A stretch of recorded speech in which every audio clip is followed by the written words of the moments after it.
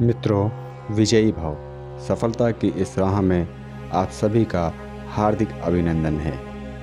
बुद्धं शरणं गच्छामि, मैं बुद्ध की शरण लेता हूँ। धम्मं शरणं गच्छामि, मैं धर्म की शरण लेता हूँ।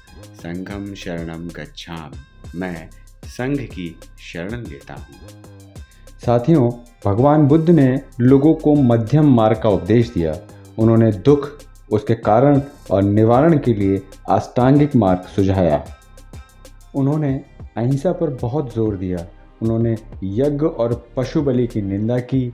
बुद्ध के कुछ अमृतमय उपदेश इस प्रकार हैं। बुद्ध कहते हैं, शांति भीतर से आती है, इसे बाहर मत खोजो। शक एक लाइलाज बीमारी है। यह अच्छे से अच्छे रिश्ते और दोस्ती को भी दीमक की तरह चाट जाती है। इस पूरी दुनिया में इतना अंधकार नहीं है कि वो एक छोटे से दीपक के प्रकाश को मिटा सके। शक्ति चाहिए तो ज्ञान हासिल करो और सम्मान चाहिए तो चरित्र अच्छा करो। हमारे विचार हमारा मार्गदर्शन करते हैं, क्योंकि जैसा हम सोचते हैं वही हम बनते हैं और करते हैं।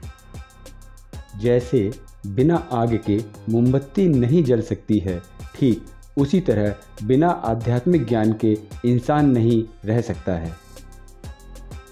भूतकाल में मत उलझो, भविष्य के सपनों में मत खो जाओ, वर्तमान पर ध्यान दो, यही खुश रहने का रास्ता है। अगर आप दूसरों के लिए दिया जलाते हैं तो यह आपके रास्ते को भी रोशन कर देता है।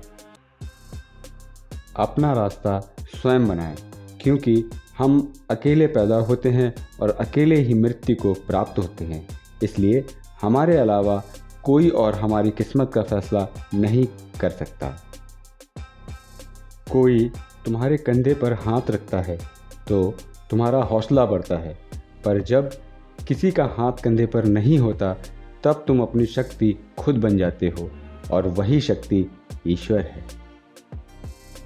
अपना रास्ता स्वयं बनाएं, क्योंकि हम अकेले पैदा होते हैं और अकेले ही मृत्यु को प्राप्त होते हैं। इसलिए हमारे अलावा कोई और हमारी किस्मत का फैसला नहीं कर सकता।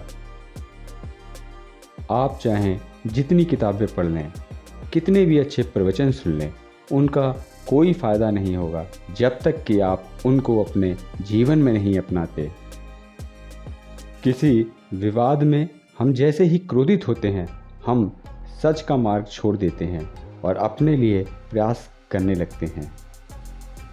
जिसने अपने को वश में कर लिया, उसकी जीत को देवता भी हार में नहीं बदल सकते हैं।